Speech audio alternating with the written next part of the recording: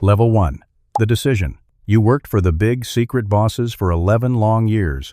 You did things that people don't talk about. You helped them watch others and take their private secrets, even though they were good people. These folks had no idea their secrets were kept on a big computer. You were very good at this work, and you really thought you were being a hero. But one day, you saw a secret paper that changed everything. It was not even hidden well, which made you feel weird. It showed that the bosses were watching friends like teachers and news people. These were not bad guys. They were our buddies, but their leaders did not know we were taking their mail.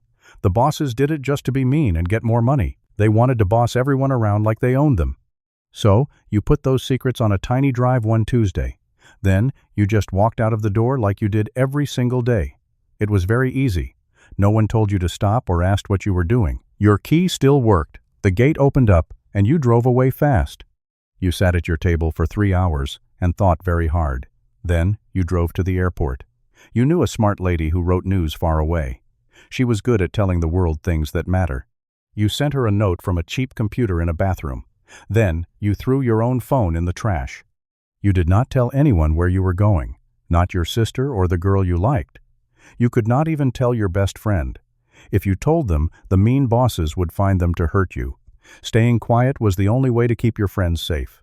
Your plane ride was very long, and you did not sleep.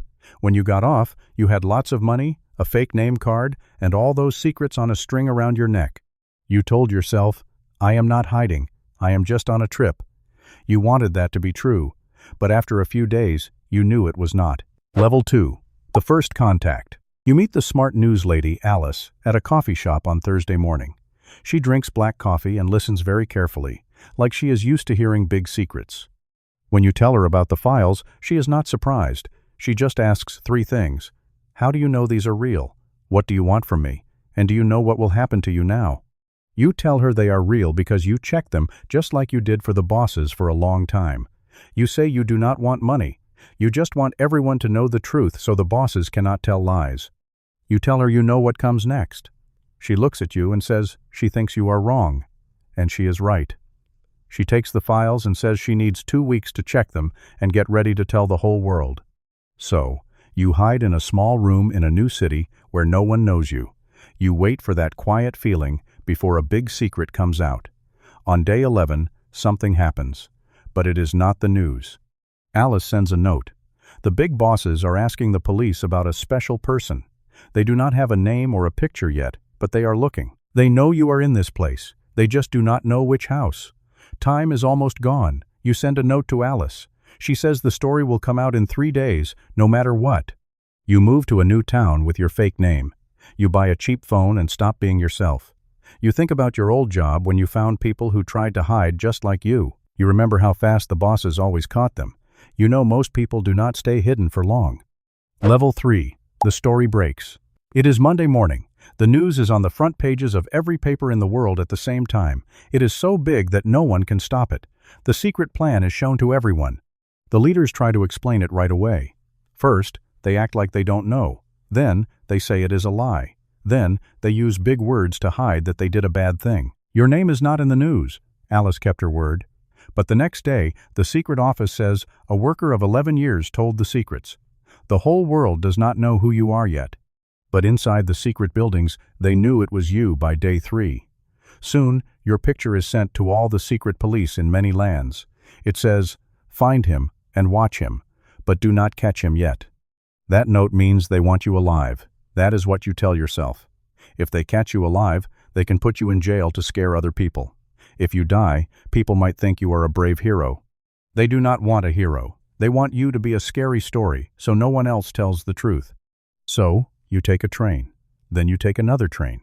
You go to a city you will not even say out loud.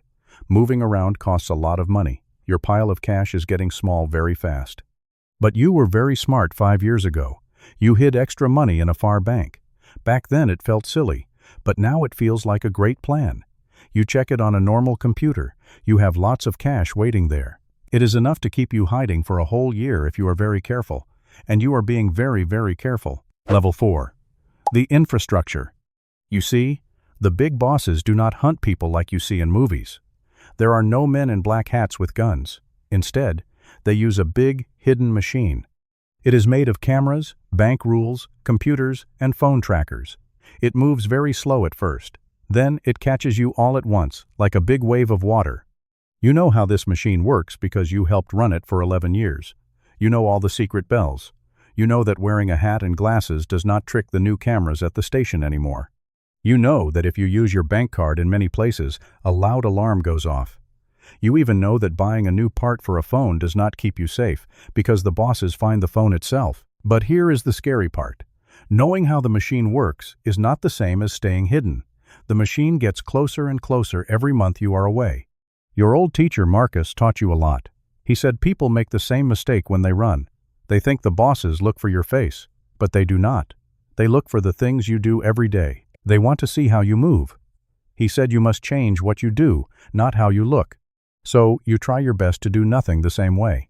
You move to a new town every 10 days. You never eat at the same place twice. You take buses, not trains. You only use cash. But guess what? Trying to be random is also a habit. Because you are smart, your choices still make sense, and another smart person can guess what you will do next. Like today, you are on a train, and a lady sits by you. She is from America. She looks too calm for a trip, but too relaxed for work. She talks to you about the trees. You speak to her in French to test her. She speaks back in perfect French. You walk away to get food and do not go back. She does not follow you. Maybe she is just a nice lady, or maybe she is a very good spy. You do not wait to find out. You jump off the train at the next stop. You take a car to a tiny town you do not know. You sit on a bed and count your money. You sit there and think about what Marcus said about habits. Level 5. The contraction. 8 whole months go by. Most people have forgotten the big news. The bosses had some meetings and wrote boring papers that no one reads. The news lady wrote one more story. But then, by the second month, the big bosses told the world, your name. They put out a paper saying, you are a bad man and a thief. They used the word steal many times just to make you look very, very bad. Then, you see your sister on the TV news at home. She tells them she hasn't talked to you and has no idea where you are. She is telling the truth. You watch her on your computer in a cheap room far away. Your tummy hurts with a very sad feeling. You feel bad because your family is being bothered, all because of your choice. They didn't pick this, but they are the ones who are sad. Now, your pile of money is down to just $12,000. You have been very careful, but being careful costs a lot. Buying fake cards costs a lot. Moving to new towns costs a lot. Trying to live outside the rules costs way more money than just living like a normal person. It is hard to stay hidden. You have a smart lawyer friend back home helping you with secret notes. He has been asking the big bosses to make a fair deal for 6 months. But the bosses say, no way. They don't want a deal. They want to put you in a cage. They want everyone to see you locked up so no one else tells their secrets. They want you to be a scary lesson to others. Your lawyer tells you there is only one choice left. He names one faraway land that won't give you back to the big bosses. You can go there and be safe, but you have to stay there forever. If you leave, you get caught. Suddenly, running around for 8 months feels like being free. Being stuck in one place forever feels scary, even if the other choice is going to jail. You remember what Alice the news lady asked you in that shop. Do you really know what happens next? You told her yes, but you were wrong. You didn't know what next really meant. Next meant sitting alone in a cold room with your last bit of money, having a lawyer tell you that your best choice is to stop running and be stuck in a place that will never be home. Level 6. The settlement. You get on a plane on Tuesday and fly for 8 hours to the safe place. When you land, no police are there to take you. No one knows you have arrived yet. You just have a name and a phone number in your pocket. You make the call right from the airport. You go to a small room on the 3rd floor. It has one window where the sun shines on a quiet yard. Your lawyer sends papers to ask this new land to keep you safe. You have to wait 3 months for them to say yes. For those 3 months, you stay inside. You only go out to buy food at a small shop. You learn a few new words. You read, you exercise, and you think a lot. Finally, on a Thursday, they say yes, you are safe now. The big bosses cannot come and take you home. You can walk around, put money in a bank, and start a new life. But in 2 weeks, the bosses back home find out where you are.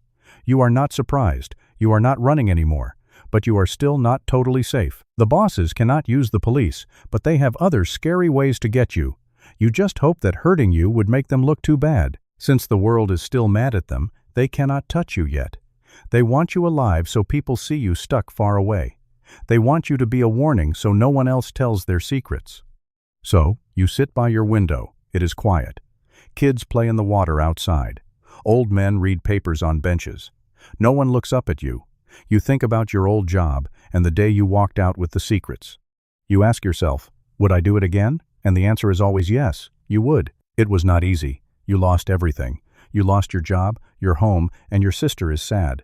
You ran for 8 months, and now you are stuck in a place you did not pick. But if you had kept the bad secrets, you would have felt sick inside. You made the only choice that let you feel like a good person.